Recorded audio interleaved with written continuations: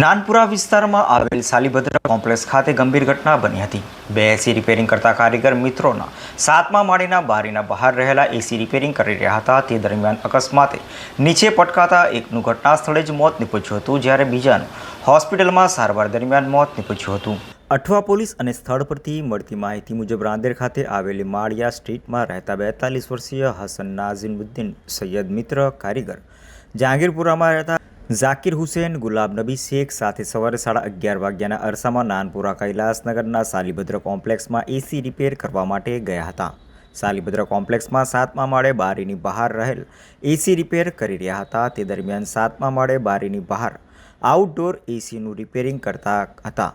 તે સમયે અકસ્માતે હસન અને ઝાકિર નીચે પટકાયા હતા, જેમાં હસનનું ગંભીર ઈજાને પગલે ઘટના સ્થળે મોત નીપજ્યું હતું, જ્યારે ઝાકિરને ગંભીર હાલતમાં સારવાર માટે ખાનગી હોસ્પિટલમાં ખસેડવામાં આવ્યો હતો, જ્યાં ઝાકિરને ફરજ પરના તબીબોએ તપાસી અમૃત જાહેર કર્યો હતો।